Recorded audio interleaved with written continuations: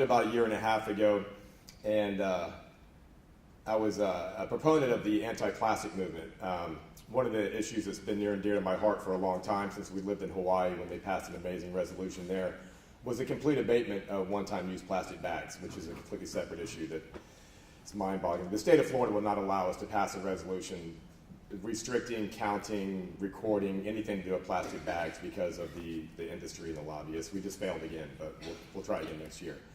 But in the process of doing this, I was approached by a local resident who owns a kayak, and he does a lot of eco tours, and he's here on the island, long hair, ponytail, no shoes on, came up to me at City Hall and said, "Hey man, have you heard about the seismic air blasting?"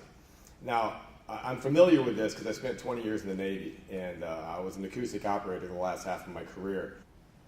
So I've heard it, and we've heard it in training, and it does go thousands of miles, and it's a constant background noise that we use computers to filter out of the way. And in my head, I'm going, what? That can't be good, for all these animals, because my background before all this was a huge proponent of the ocean since I was a kid. But what happens to these animals when this goes on? And because we're studying whale and dolphin noise and see how they do, we're hearing those too, and we're hearing it together. And the answer I got back was basically, well, it's probably not good. It's not something that we don't want to talk about, which I'll get back to in a second. But so I understood where he was coming from with this whole issue with sound blasting and seismic research. And I thought, hey, this is a conspiracy theory guy. This can't be happening. I mean, this at the time, it's 3.5, 4 years after Deepwater Horizon. I mean, the only reason to do this is to explore for oil, and they're not going to do that off our coast. I mean, we're Florida, we're the tourist area, the whole eastern seaboard. We have a clean beach. We had to have learned from that. So I did a little bit of research just to appease the guy, and lo and behold,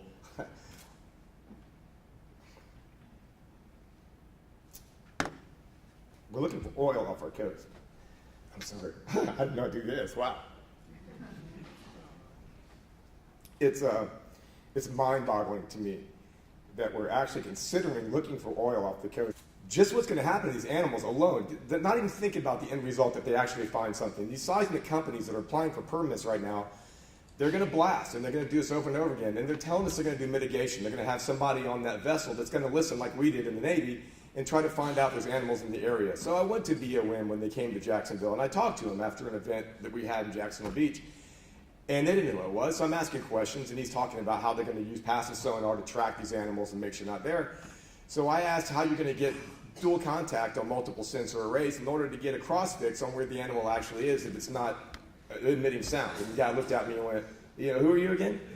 So you can't. And then he said the key thing is it's only 500 yards from the source.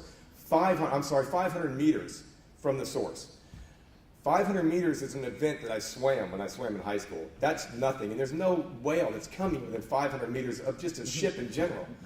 They're talking about looking visually with binoculars, trying to see animals on the surface spouting.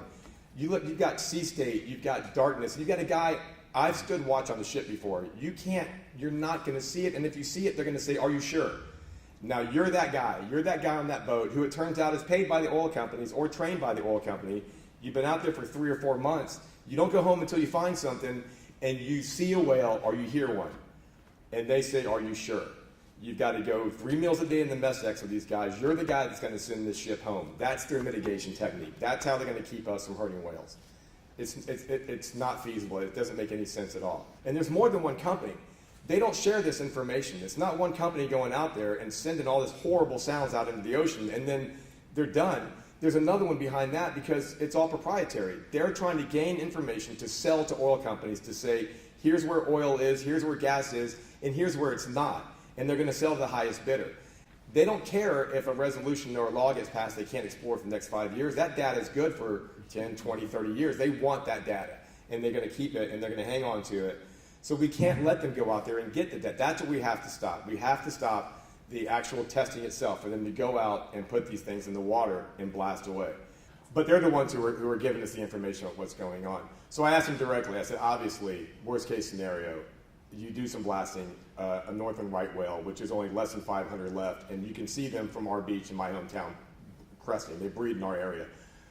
One of these things gets hit during a seismic blast, it floats to the surface, they do a necropsy, it's damage on the inside, its eardrums are blown, you guys killed it.